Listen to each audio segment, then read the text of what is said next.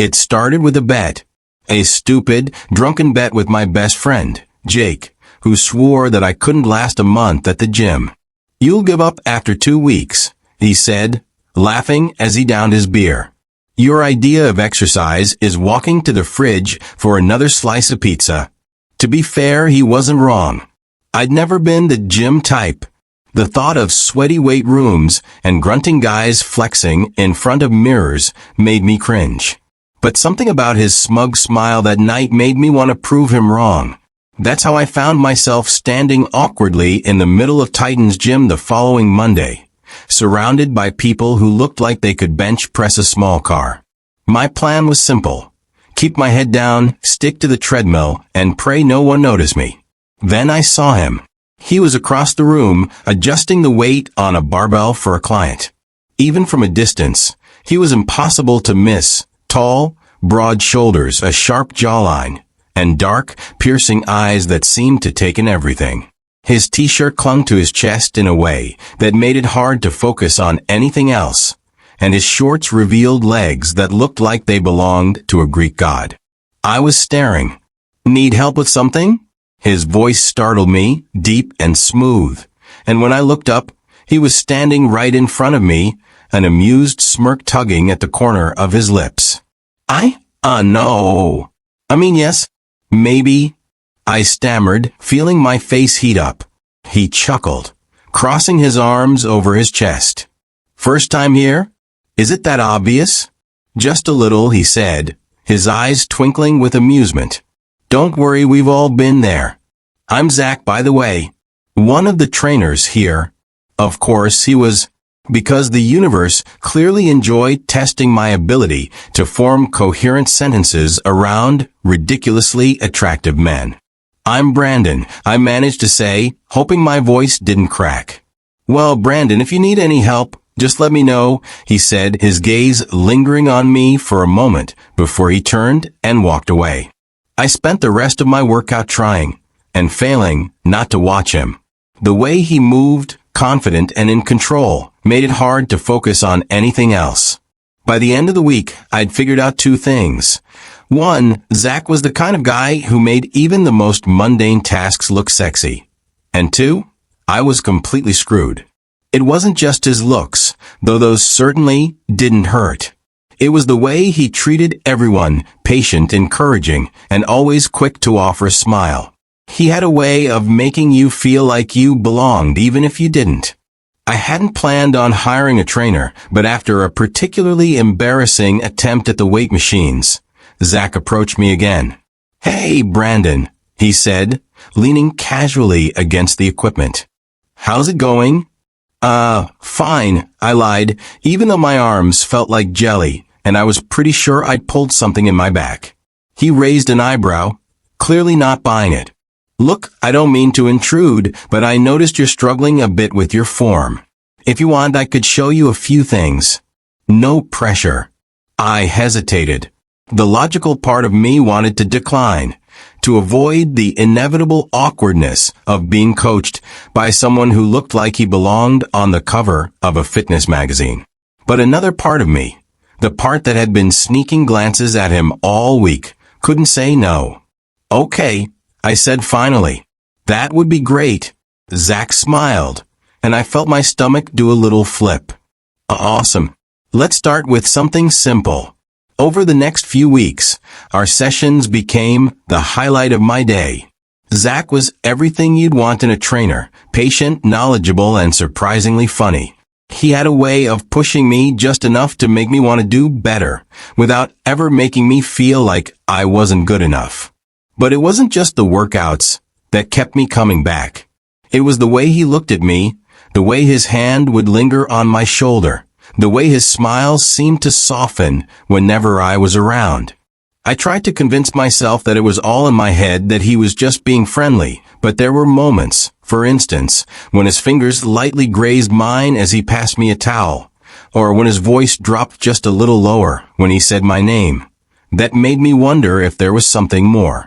One Friday evening, after our usual session, Zach wiped his brow with a towel and gave me a once-over, his eyes glinting with a mix of pride and amusement. You're making progress, Brandon, he said. I can see it. I shrugged, trying to play cool, even though his compliment sent a warm thrill through me. Thanks to you, I guess. He tilted his head, studying me for a moment. Give yourself some credit. You've been putting in the work. There was something in his tone, gentle, almost intimate, that made my chest tighten. Before I could respond, he added, You know, a bunch of us from the gym are grabbing drinks later. You should come. I blinked, caught off guard. Me? I mean, I don't want to intrude. Don't be ridiculous, Zach said, cutting me off with a grin. It's just a casual thing. Besides, you've earned it. He gave me a look that left no room for argument, and before I knew it, I was agreeing to meet him at a nearby bar that evening. The bar was dim and crowded, the kind of place where laughter and music blended into a warm, buzzing energy. I spotted Zach near the back, leaning against the wall with a drink in his hand. He looked effortlessly cool, his usual gym attire swapped for a fitted black shirt and jeans that clung to his body in all the right ways. When he saw me, his face lit up with a smile that made my heart stutter. Hey, you made it, he said, motioning me over. I did, I replied, awkwardly shoving my hands into my pockets. Zach handed me a drink. Relax, Brandon, he said. This is supposed to be fun. He introduced me to a few of his friends, who were all just as intimidatingly fit and attractive as he was, but they were surprisingly welcoming. Still, I couldn't shake the feeling that Zach's attention was focused solely on me. As the night went on, the crowd thinned, and we found ourselves sitting alone at a small table in the corner. The air between us felt different now. You know, Zach said, his voice low, I'm glad you came tonight. Yeah, I asked, my pulse quickening. He nodded, his gaze locking onto mine. I like spending time with you, Brandon. Not just at the gym. His words hung in the air, heavy with meaning. My heart was beating so hard I was sure he could hear it. I like spending time with you too, I admitted shyly. For a moment, neither of us said anything. Then Zach leaned forward, his eyes searching mine. Can I ask you something? Of course. Have you ever wondered if there's something more between us? The question caught me off guard, but I didn't hesitate. Yeah, I said, my voice steady despite the butterflies in my stomach. I have. Zach's lips curved into a small, almost shy smile. Me too. He reached across the table, his fingers stroking mine, and the simple touch filled me with goosebumps. By the time we left the bar, the rain had started, a soft, steady drizzle that soaked through our clothes as we made our way to Zach's car. Do you want me to drop you home? He asked, his voice warm despite the chill in the air. I hesitated, then shook my head. Can we go to your place instead? Zach's eyes widened slightly, but he didn't question it. Of course. The drive to his apartment was quiet. When we arrived, he led me inside, his hand resting lightly on my lower back. His apartment was simple but cozy, with warm lighting and a faint scent of cedarwood. Zach tossed his keys onto the counter and turned to face me, his expression unreadable. Brandon, he began, his voice soft. If you're not comfortable? I didn't let him finish. Stepping closer, I reached out and cupped his face, my fingers brushing against the stubble on his jaw. I want this, I said firmly. I want you? For a moment he just stared at me, his eyes dark and intense. Then he closed the distance between us, his lips capturing mine, as if he wanted to savor every second. The kiss deepened, growing more urgent as weeks of unspoken desire finally spilled over. His hands slid down my back, pulling me closer until there was no space between us. Are you sure? He murmured against my lips, his breath warm and shaky. More than I've ever been, I whispered, my hands tangling in his hair. He guided me to the couch, his touch never faltering. Every movement was deliberate, every kiss an unspoken promise. There was no rush, no hesitation, just the two of us, completely lost in the moment. As the night stretched on, Zach showed me a side of himself I hadn't seen before, vulnerable, tender, and deeply passionate. He took his time, exploring every inch of me with a reverence that made my heart ache. It wasn't just about the physical connection, though that was undeniably intense. It was the way he looked at me, as if I was the only person in the world who mattered. The way he whispered my name like a prayer. The way he held me afterwards, his arms wrapped securely around me, as if he never wanted to let go.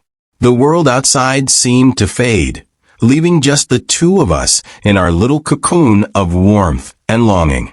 Zach's lips trailed from mine to the curve of my jaw, each kiss igniting sparks that traveled through my body. His hands, gentle but sure, roamed my back, tracing patterns that felt both soothing and electrifying. I leaned into him, letting myself fall deeper into the moment. His scent, a mix of cedarwood and something distinctly him, enveloped me, grounding me even as my heartbeat quickened. When his lips found the sensitive spot just below my ear, a soft gasp escaped me, and I felt him smile against my skin. "I wanted this," he confessed, his voice a low murmur that sent shivers down my spine. "Wanted you. For so long." My hand slid beneath his shirt, fingers grazing over warm skin and taut muscle. "Then stop holding back," I whispered, my voice trembling with a mix of need and anticipation. He pulled back slightly, just enough to look into my eyes. The intensity in his gaze was almost too much to bear, as if he was seeing right into the depths of me. "Never," he promised, and with that his lips captured mine again, more demanding this time. Time lost meaning as we moved together, each touch and kiss weaving a tapestry of passion and vulnerability. His fingers slid over my arms, down my waist, as if he was memorizing the curve of my body. I responded in kind, my hands exploring the planes of his chest, the strength of his shoulders. When he guided me back onto the couch, his movements were unhurried, almost reverent. He pressed soft kisses along my collarbone, his hands caressing me in a way that felt both grounding and overwhelming. The fire between us burned brighter with every touch, but there was a tenderness too, a connection that went beyond words. "Zach," I murmured, my voice breaking on his name. He paused, brushing a strand of hair from my face. "I'm here," he said softly, his thumb tracing the curve of my cheek. "I'm not going anywhere." The vulnerability in his voice undid me. I pulled him closer, needing to feel him, to know this was real.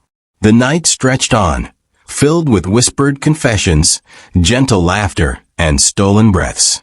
We moved together as if we'd been made for each other, every moment a perfect balance of passion and trust. Later, as we lay together, my head resting on his chest, I listened to the steady rhythm of his heartbeat. His fingers traced lazy circles on my back, and I felt an overwhelming sense of peace. "I've never felt like this before," I admitted. He kissed the top of my head, his arms tightening around me. "Neither have I," he said, "and I don't ever want to lose it." In that quiet moment, wrapped in each other's warmth, the world outside could have crumbled, and I wouldn't have cared. All that mattered was him, and the way he made me feel, seen, cherished, and utterly loved.